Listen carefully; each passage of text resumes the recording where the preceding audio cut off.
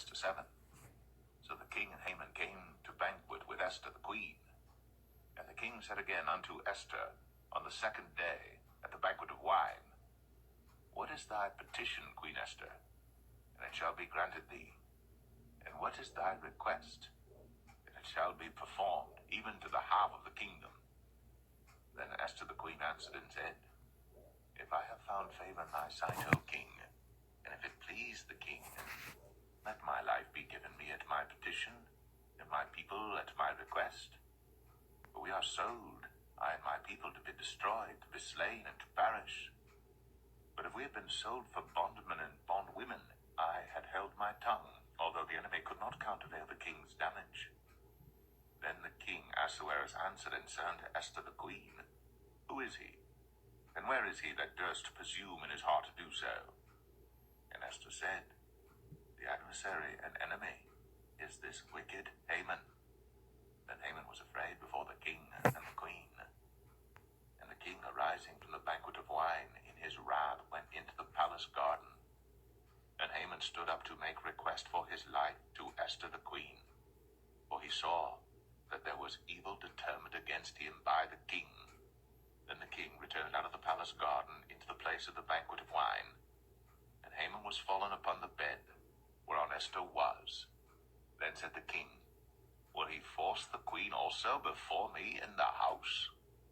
As the word went out of the king's mouth, they covered Haman's face. And Harbona, one of the chamberlains, said before the king, Behold also the gallows, 50 cubits high, which Haman had made for Mordecai, who had spoken good for the king, standeth in the house of Haman.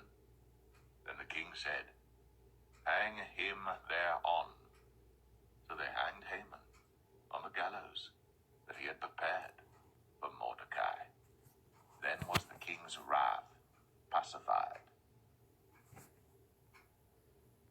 Esther 8. On that day did the king Ahasuerus give the house of Haman, the Jews' enemy, unto Esther the queen. And Mordecai came before the king, for Esther had told what he was unto her. And the king took off his ring, which he had taken from Haman, and gave it unto Mordecai. And Esther set Mordecai over the house of Haman.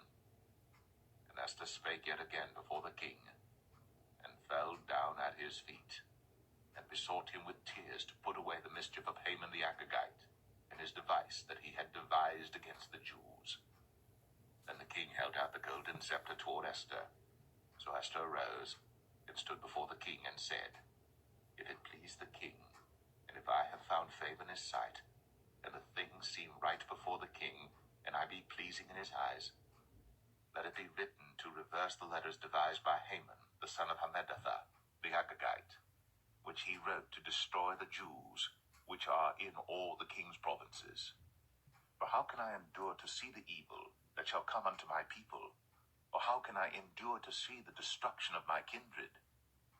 Then the king Ahasuerus said unto Esther the queen, and to Mordecai the Jew, Behold, I have given Esther the house of Haman, and him they have hanged upon the gallows, because he laid his hand upon the Jews.